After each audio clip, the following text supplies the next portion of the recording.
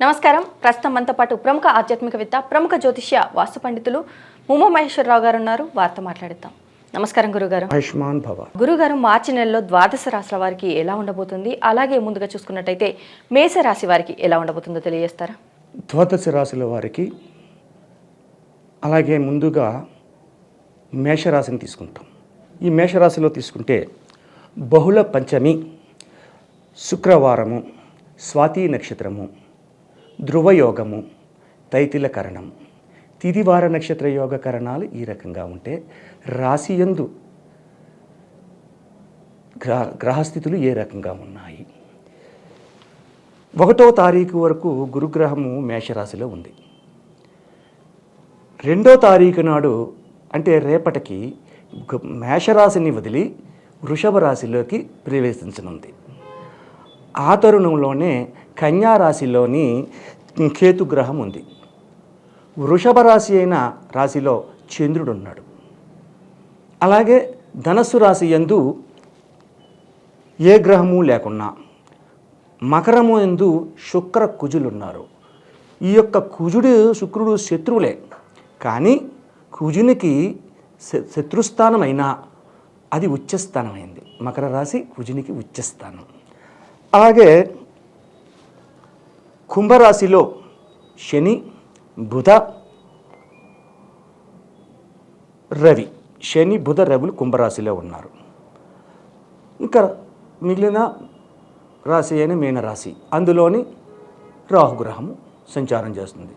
తిదివార నక్షత్ర యోగ కరణాలతో పాటు గ్రహ సంచారం ఈ విధంగా ఉంటే మేషరాశి వారికి ఈ 1వ తారీఖు శుభయోగదాయకమైనది అయినా కూడా 2వ తారీఖు దగ్గరికి వచ్చేసరికి ఈ మేషరాశి వారికి కొన్ని మార్పులు చేర్పులు వస్తాయి. దాని వలన కొన్ని ఇబ్బందికరమైన పరిస్థితులు కూడా పొందుతారు. అయితే నెల మొత్తం అంతా ఇబ్బంది పడిపోతున్నారా? లేదు, నెల మొత్తం అంతా ఇబ్బంది పడరు. మొదటి రోజు నాడు కలిసిన వ్యక్తులు చేయుచున్న వ్యాపారముల యందు ఎంతో అనుకూలత పొంది 1వ తేదీని అనుకూలత పొంది రేపు కూడా ఇలాగే ఉంటుంది అని అనుకుంటారు. 1వ తేదీ నుంచి 2వ తేదీ సాయంత్రం నాడు గ్రహము మార్పు జరుగుతుంది. గురుగ్రహము అంటే గురుబలం తగ్గుతుంది. అక్కడ గురుబలం ఎప్పుడైతే తగ్గిందో ఇబ్బందికరమైన స్థితిలో ఏర్పడుతుంటాయి. ఆ ఇబ్బందికరమైన పరిస్థితులు వస్తుంటే ఈ యొక్క మేషరాశి వారు మనం చాలా బాగుంది కదా అని అనుకున్నారే కానీ తర్వాత రోజు నుంచి వచ్చే ఇబ్బందుల్ని గ్రహించలేకపోతారు. దాని వలన వచ్చే పరిస్థితులు ఏంటంటే ప్రతిదీ అబద్ధాలు చెప్పడం, అసత్యాన్ని పలకడం. అసత్య దోషం అంతా ఇంత కాదు. ప్రతి చోట మేకపోతు గాంభీర్యాన్ని చూపించడం. అంటే మేకపోతు గాంభీర్యం అంటే గురువుగారు, ఒక మేకపోతు ఒక అడవిలో ఉంది. దానికి మాత్రం గెడ్డం ఉంటుంది. కొంచెం బలిసి ఉంది, బాగా బలంగా ఉంది. ఆ బలంగా ఉండి సంచారం చేస్తున్నప్పుడు దాన్ని ఎదరకుంటే ఒక సింహం వచ్చింది. అమ్మో, సింహం వచ్చింది, ఇది నన్ను చంపేద్దే, ఎలాగోలాగా బ్రతకాలి అన్న దాంతో ఆ గాంభీర్యతని చూపించాలంటే ఏం చేయాలని చెప్పి ఆలోచించి తనలో తానే గట్టిగా మాట్లాడుతుంది. నేను ఎన్నో వందల సింహాలు తినేశాను, ఎన్నో పులులు తినేశాను, కానీ ఎనుములు తినేశాను, కానీ ఇంతవరకు నాకు శరమం అనేది దొరకలేదు. ఆ జీవిని చంపి తింటే కానీ ఈ గడ్డని ఎంచను ప్రతిజ్ఞ చేశాను అని అందే. శరభం అంటే అసలు ఇది శరభం అంటే సింహం కంటే బలమైంది, సింహం కంటే చాలా పెద్ద జంతువు అది. ఆ శరభాన్ని తినేస్తానంది. ఈ శరభాన్ని తినేస్తానంటే సింహం అంతే అమాయకంగా. బాబు ఇది ఎట్రవుది, నిజంగా అలాగ ఉంది, తినేసిందేమో శరభాన్ని తింటానంటుంది. శరభం ఎక్కడ దొరుకుతుందో మనకు తెలీదు, అది వచ్చిందంటే మొత్తం అందరినీ మింగేస్తుంది. అలాంటిది తను శరభాన్ని మింగేస్తానంటుంది. ఇది మనకెందుకు వచ్చింది, దీని దగ్గర వెళ్ళడం వేస్ట్ అని చెప్పేసి వెనక్కి వెళ్ళిపోగానే అమ్మ బతికేనరా అని చెప్పేసి ఇది సమయస్ఫూర్తిని ఉపయోగించి ప్రవర్తించి తన ప్రాణాలను కాపాడుతుంది. అదే మేకపోతు గాంభీర్యం.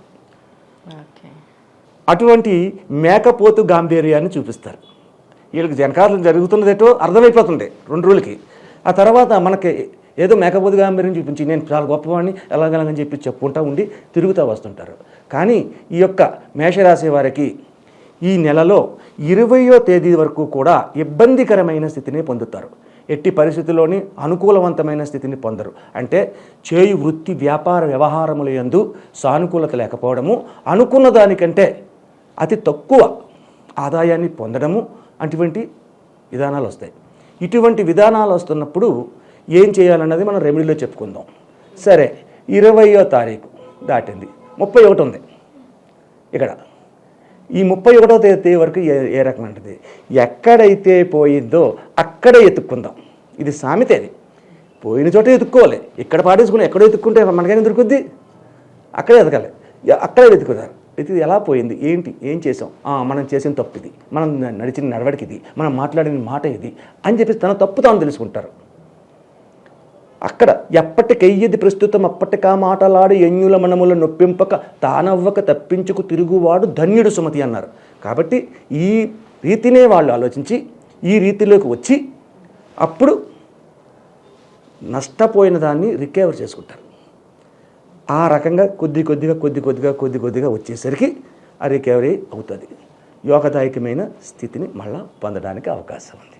మరి విద్యార్థులకు కూడా ఇలాగనే ఉండబోతుందంటారా? ఉన్నతమైన స్థానానికి వెళ్తారు. అయితే నిన్న ఫిబ్రవరి నెలలో కూడా విద్యార్థుల గురించి చెప్పుకున్నాం. ఇదే రాశిలో స్త్రీలకు ఆధిక్యత ఎక్కువ ఉన్నది, పురుషులకు ఆధిక్యత తక్కువ ఉంది. అబ్బాయిలు ఎక్కువగా చదువుతారు, ఎగ్జామ్స్ దగ్గరకు పడిపోతాయి. ఇంకా ఎప్పుడైతే దగ్గర పడదో వీళ్ళు కంఫర్టబుల్గా చదువుకుంటారు. వీళ్ళు చదవరు, పుస్తకం దగ్గర పెట్టి కూర్చుంటారు. తల్లిదండ్రులు ఏమంటారు, అయ్యి బాబు నా కొడుకు అంత బాగా చదువుకుంటారు. వీళ్ళు చదవటం లేదు.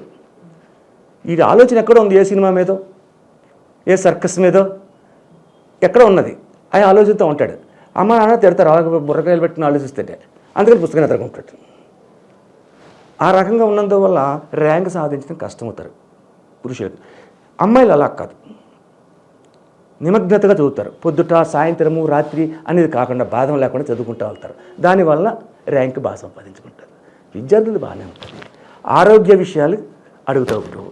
ఆరోగ్య విషయాలు అడిగితే కలత చెందిన మనసు అనారోగ్యానికి గురవుతుంది.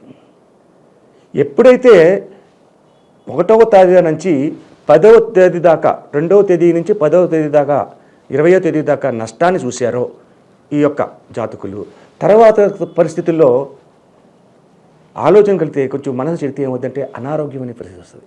అనారోగ్యం అంటే ఏమొస్తుందయ్యా, తీరనంత పరిస్థితుల్లో అనారోగ్యం రాదు. కొంచెం హెడేక్ రావడం, కోపం రావడం, చిరాకు రావడం, నాకు బాధ ఉందా మాట్లాడకు అని చెప్పేసి అన్నట్టుగా ఉండడం, ఇటువంటి ఉండడం, తిండి సహించకపోవడం, తిండి తినకపోతే నీరసం వస్తే కళ్ళు తిరిగి పడతాడు. కాబట్టి అనారోగ్యం అనేది చిన్న విషయంగా వస్తుంది. కానీ ప్రమాదకరమైనటువంటి అనారోగ్యపు ఛాయలు ఈ నెలలో మేషరాశి వారికి లేవు. మరి కోర్టు సమస్యలతో బాధపడే వారికి కూడా వాయిదాలు పడతాయి ఈ నెలలో. ఎందుకంటే కోర్టు సమస్యలు వాయిదాలు ఎందుకు పడతాయి, ఇక్కడ ఎగ్జామ్స్ ఉన్నాయి, ఎదురుగా వస్తున్నాయి. ఇంకా ఉభయ రాష్ట్రాల్లోని కొన్ని రాజకీయ పరిణామాలు ఇంకా పరిణతి చెందలేదు. కాబట్టి ఈ కేసులు పట్టుకుని అక్కడ కూర్చుంటే కుదరదు. ప్రతిదానికి వాయిదాలు పడాలి. వాయిదాలు వేస్తారు, తీర్పుని చెప్పరు. రీసెంట్గా మొన్న చెప్పారు, ఫిబ్రవరి నెలలోనే ఒక కోర్టు విషయంలోని ఆర్జీవీ సినిమా తీశాడు వ్యూహం అని. ఆ సినిమా గురించి వాదన జరిగింది. ఆ వాదన జరిగినప్పుడు వాళ్ళు ఈరోజు మధ్యాహ్నం తీర్పు చెప్తాము అని చెప్పారు. తీర్పు చెప్తామని చెప్పేసి మళ్ళీ ఆ కోర్టులోని ఏమన్నారు, ఈరోజు మధ్యాహ్నం తీర్పు చెప్పగలిగితే చెబుతాం. వాదనలు అయిపోయినాయి, ఇరువురు లాయర్లు వాదనలు అయిపోయినాయి. ఈరోజు మధ్యాహ్నం తీర్పు చెబితే చెబుతాం, లేకపోతే ఈ నెల 22వ తేదీకి వాయిదా వేస్తాం. తీర్పు ఎప్పటికి 22. అలాగే వాయిదాలు పడతాయి ఈ యొక్క పరిణామాల్లో, ఈ కేసు విషయాల్లో. దానివల్ల మనం ఇబ్బంది పడక్కర్లేదు.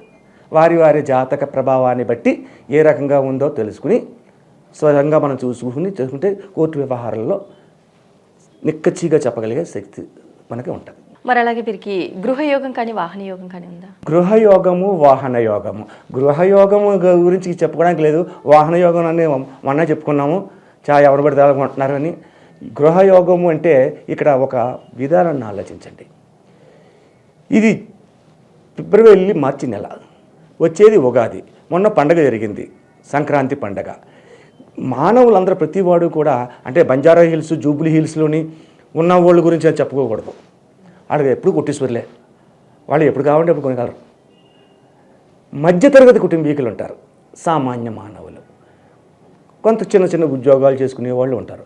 వీళ్ళ పరిస్థితినే ఈ యొక్క రాశిలో తీసుకోవాలి. వీళ్ళకి గృహయోగం అనేది ఈ యొక్క నెలలో ఎట్టి పరిస్థితుల్లో అవకాశం లేదు. మేషరాశి వారికి గృహ నిర్మాణం జరగదు, అంటే ఆర్థికమైన ఇబ్బందులకు గురవుతారు. ఆల్రెడీ 20వ తారీఖు దాకా ఆర్థికమైన ఇబ్బందులకి గురైపోతున్నారు కదా, ఇంకటువంటి పరిస్థితుల్లో ఉన్నప్పుడు గృహం గురించి ఎలాగో ఆలోచిస్తాడు? లాజికల్ ఆలోచించాలి మనం కూడా. మరి వివాహ యోగం ఉందంటారా? వివాహ యోగం అంటే ఫిబ్రవరి నెలలో నుంచి మార్చి నెలలోకి వచ్చేసావు.